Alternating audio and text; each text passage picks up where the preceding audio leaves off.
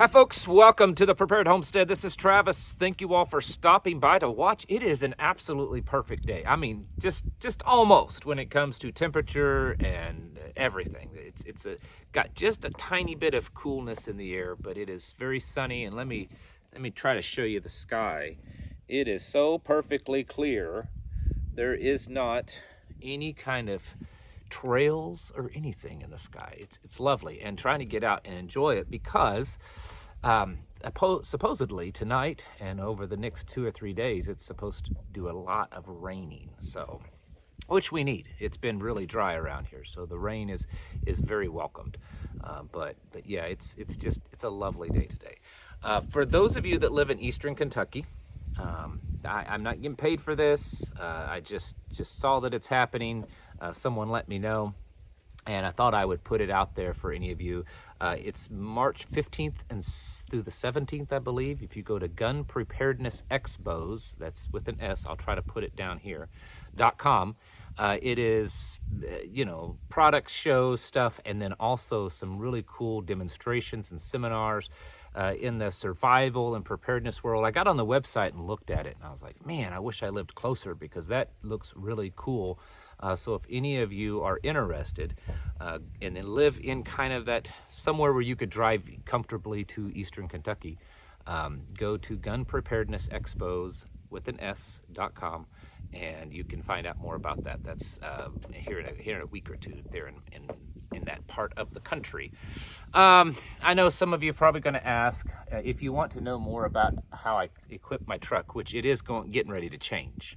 I talked about that today over on my locals channel, and I keep more updates over there on stuff that I'm doing with this and how I'm right now. It's kind of a mess because I've been using it. I've been going on calls, and I haven't had enough time to really go back through and reorganize and clean it out. And for those of you that do response calls out of your vehicle, you know it doesn't take very long for them to get a little messy. So, but what I've done with the truck has just been, in a lot of ways, kind of temporary. And so I'm getting ready to go full on in and turn this into a rapid response vehicle for the department. It will still be privately owned by me, but it is will be and is considered a department vehicle. A lot of these rural fire departments, that's how it goes. A lot of times the vehicles are owned by the individual guys that run them. So anyways, but this back compartment is mostly firefighting stuff, wildland fire and structure fire stuff. Anyways, and then there's compartments on the side for other things. Just some updates in the news. The Houthis have struck another ship in the Red Sea area. This is the second one in the last couple of weeks that they've hit it so bad that they've abandoned ship. One was sunk a week or two ago, and then this one was hit so badly it was abandoned. The news is reporting that they're getting better. They're getting more accurate with their strikes, their missile strikes. And I don't know. It's only a matter of time, I would think, before this explodes into something bigger, or maybe it'll just continue going the way it is. They strike ships, we strike them, back and forth. Who knows? But it's definitely... It's causing disruptions. The shipping, sorry, my mind went blank for a second. Shipping costs, global shipping costs have risen something like 150% due to this. The Suez Canal, there where so much stuff goes through in Egypt. Egypt is reporting like millions, billions of dollars in losses because they're having to reroute those ships elsewhere. And then also it was reported today that Iran has seized a U.S. oil tanker. So that's probably going to not go very well. But that's the point of all of this, right?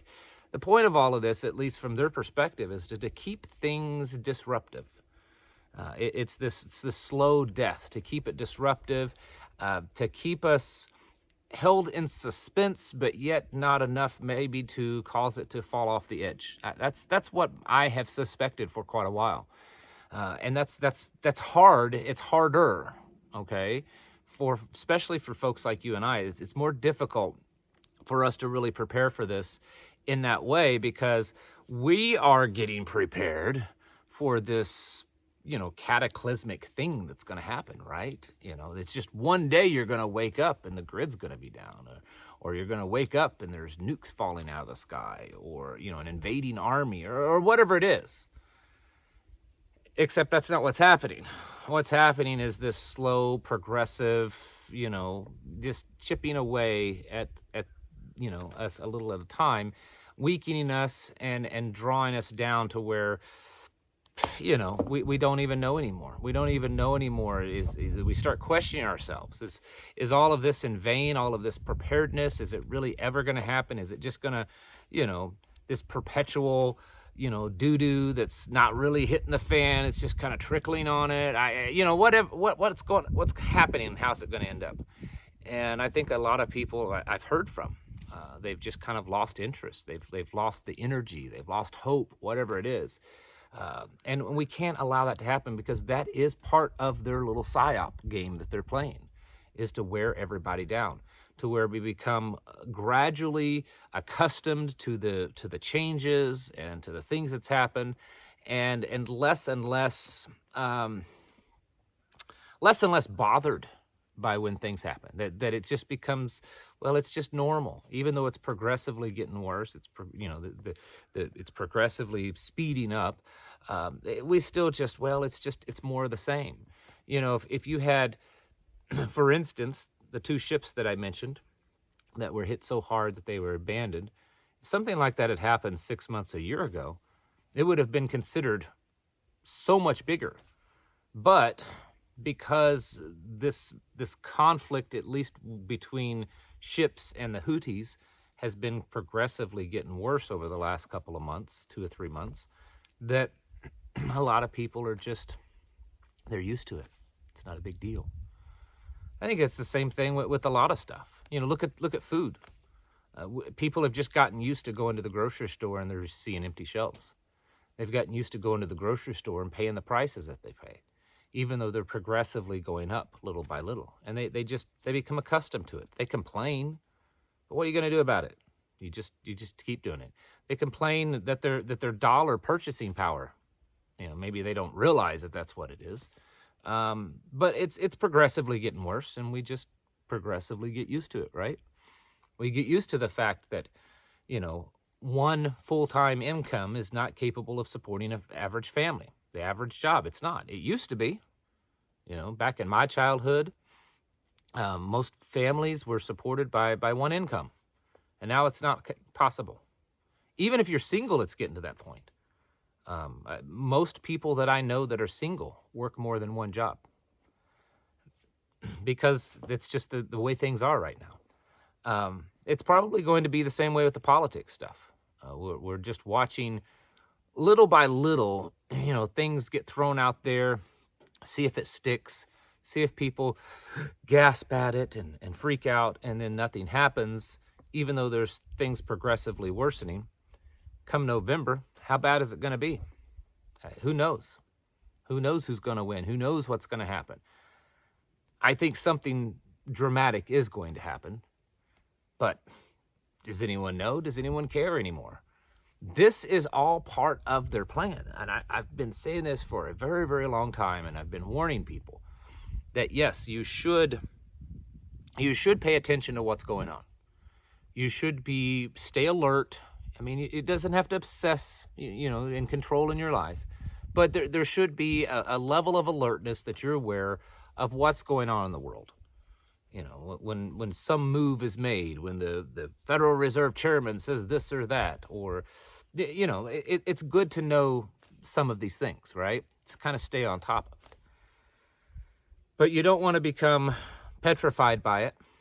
You don't want to become just some immobile nothing because you can't do anything because you're terrified. But then on the other hand, you don't want to just get to where you're so complacent that it means nothing. And I think that's the two sides that they're trying to go for. We have to go down the middle where we're alert, we're heads on a swivel, we're paying attention to what's going on, but yet we're also not terrified, where it doesn't cause us to freeze in our steps and then just not able to do anything. We don't know what to do. We're depressed. We're worn out. This is probably the most difficult thing that folks like you and I face, because this has been going on for years now. You know, most of you thought that this was all going to end 3 years ago or so. Most of you thought that the last election was going to be the big one that was going to do us in. And now we got another election coming up. And we think the same thing again. And who knows? Trump might be the one that actually wins it this time. But I just want to make it clear that my opinion of that is that if Trump actually wins, it's because he was placed there. Because they made it very clear this last time that they have the ability to control the election. And the technology is even better now. We've heard all these stories about how technology is even better. So if Trump gets elected, I think it's because he was placed there for some type of controlled opposition or something. We'll watch things, you know, probably get radically more conservative in the bad way, you know, this far right leaning stuff. And then we'll have even bigger civil war breakout. Who knows? In the end, there's a very active plan playing out right before our eyes. And it's difficult for us to know from day to day what's going on because it changes so often. But just don't allow yourself to fall under the two categories, to one where you're just, you know, a drone. It doesn't matter. You've given up. Who cares? And the other side is that it just terrifies you because you obsess so much over it, and it's disrupting your life. And neither one of those are good situations. We need to move on with our life, of course, and live life, but we also want to make awareness and preparedness and self-sufficiency and community a big part of the life that we're moving on with. And if we make those just normal parts of our life, then we don't have to be terrified and petrified when all these things happen. It's just become natural to us. And so really that's what we've got to be doing is just keeping on with our life, but making sure that our life is heavily focused on preparedness, because that's just the world that we live in. I mean, I could be completely wrong. In some ways, I hope that I am, but I don't think that I don't think that we're going to make it all the way to November, and then after the election, and then still everything is just as smooth and nothing's happened. I think we're gonna see problems and disruptions, and regardless of who gets elected into office, I can't see there being any way of avoiding some type of violent disruption, maybe even up into some kind of civil war. It's all possible, and we have to be ready for it. And that's kind of tough sometimes, because it tends to keep us on edge because of how they're dragging stuff out just little by little. Just it's killing us a little at a time is what they're trying to do. And we just can't allow that to happen. So you need to be doing all the things that you normally do when it comes to preparedness, but also probably giving yourself a break every now and then, and not making it a big worry. You need to be comfortable and confident in what you're doing. That's why you're doing it, and not worry so much that, well, maybe I'm not ready. No one's ready. Okay, no one's ready for everything to collapse. No one's ready for the grid to go down. We just do as much as we can to get ready for that, but no one's actually ready for that. We just hope that what we've done has prepared us enough that we'll be able to survive it in a much better way than other people. It's tough. It's a fine line to walk, because we want to have a little bit of both sides, and then not get caught up in this game that they're playing with us, which is really what it is. These elites, they set up on their high castles, and they look down upon us like we're just little peons. We're the little worker ants, and they love playing their games with us and manipulating us.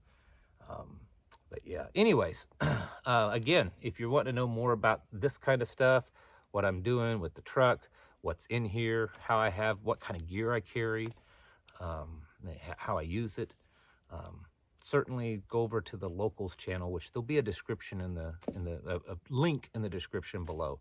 We can go over there and join up to locals. That's my free speech platform, and I make special separate content just for that. Bottom line is, folks, get your houses in order and prepare yourselves mentally, physically, and spiritually. Thanks for watching, and I'll catch you in the next video.